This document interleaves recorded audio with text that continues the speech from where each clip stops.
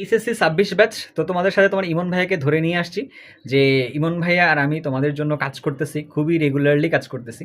But কাজ করার সময় ইমনকে আসলে সাক্ষাতে পাচ্ছিলাম না, এই জন্য ওকে ছবি তুলে পাশে দাঁড় করাইছি আর কি। অ্যান্ড পাশে দেখো আরও একজন দাঁড়ায় আছে, কাইন্ড অফ ওই যে আমার এই ছবি দেখা যায়, আমরা দাঁড়ায় আছি।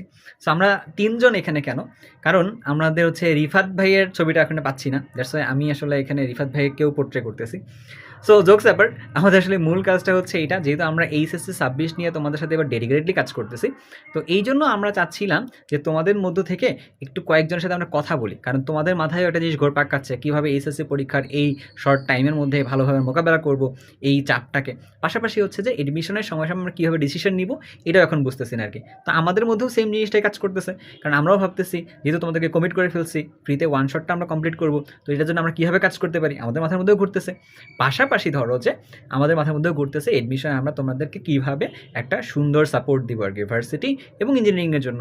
তো ওই সাপোর্ট নিয়েও কিন্তু আমরা কাজ করতেছি। তাহলে যেহেতু আমাদের দুইটা মানুষেরই, অর্থাৎ তুমি এবং আমরা, সো আমাদেরও যেহেতু আসলে সুন্দর একটা জায়গায় রেজোনেট করতেছে চিন্তাভাবনাগুলো, তাহলে এইভাবে আমরা চাইলে কিন্তু কথা বলতে পারি সাক্ষাতে, শুধুমাত্র ভিডিওতে না। দ্যাটস ওয়াই সাক্ষাতে কথা বলার জন্য আমরা একটা অপরচুনিটি ক্রিয়েট করছি। একটা লিঙ্ক দেওয়া আছে কমেন্টের মধ্যে, এই লিঙ্কটা ফলো করে তুমি যদি গুগল ফর্মটা পূরণ করে ফেলো, তাহলে আমরা টপ ১,০০০ জনকে, মানে প্রথম ১,০০০ জনকে ফেজ 1-এ আমরা তোমাদেরকে আসলে তোমাদের সাথে কথা বলবো, তোমাদের চিন্তাগুলো শুনবো অ্যান্ড প্রপার একটা গাইডলাইন দেওয়ার চেষ্টা করবো আর কি। আমাদের অভিজ্ঞতা ঝুলির থেকে আমরা এই কাজটা করার চেষ্টা করতেছি। ইনশাআল্লাহ তোমাদের জন্য ভালো হবে অ্যান্ড আমরা যতটুকু পারবো তোমাদেরকে সাপোর্ট দিয়ে যাবো। তাহলে তোমরা গুগল ফর্মটা পূরণ করে ফেলো। আল্লাহ হাফেজ।